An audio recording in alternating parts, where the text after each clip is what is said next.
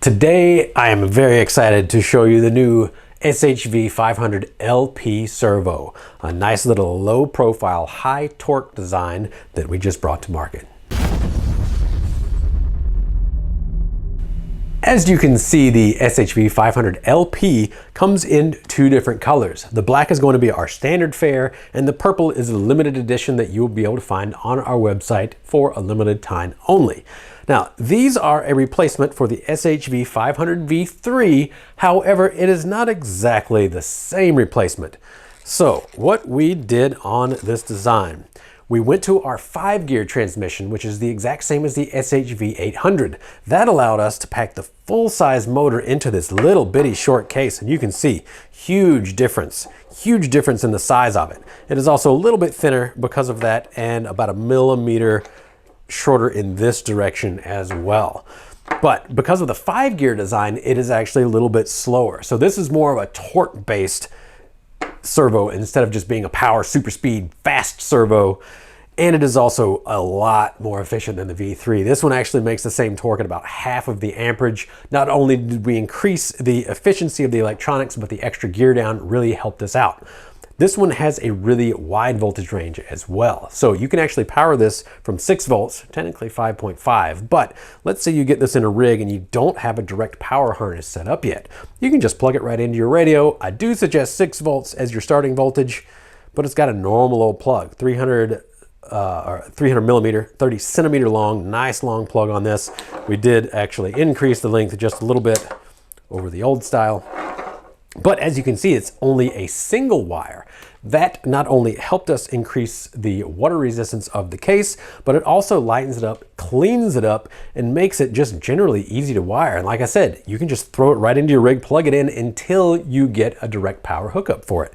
So on basically 8.4 volts, it makes 375 ounce inches. I would say on 6 volts, it's probably going to make 330 ounce inches, which is still plenty for a crawler, but it really wakes up on 3-cell LiPo, and it ends up making a little bit under 600 ounce inches. Let's take a look here. Specs are on the package. On 3-cell LiPo, 528 is what is listed at 11.1 volts. And then on 4-cell LiPo, it is about 680 ounce inches. So definitely wakes up on the higher voltages, but you can run it on the lower voltages if you want. Really light, little tiny servo. This sucker's like 20 grams less than our regular model is. Yeah, it's only 69 grams, 69.8, 70 grams for this guy. I'm actually going to be using these as shift and dig servos because of the small size. A shorter servo in that position actually helps you get your center of gravity a little bit lower, but these are also really good for lighter weight comp rigs. So anything that's under 6 pounds, this guy is a plenty. Something like my Bastard Jr. I have been running one of the prototypes on this for a long time, and this prototype actually has a much lower amp draw. We were trying to get it really, really efficient, and it doesn't pull as much amps, so it doesn't produce as much torque, and it's still had plenty of power. I really wasn't stalling it out on this rig. This is about a 5.5 pound rig.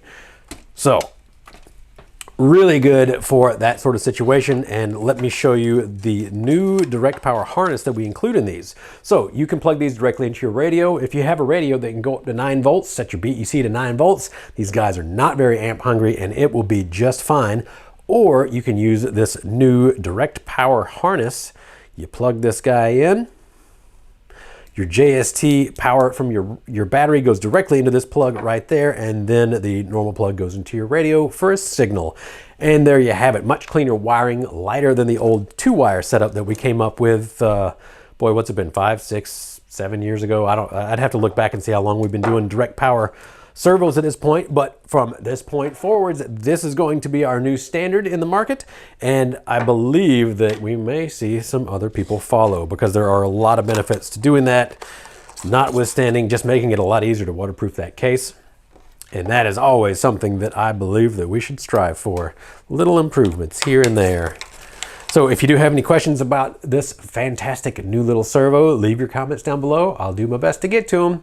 As always, thanks for tuning in and have a good day.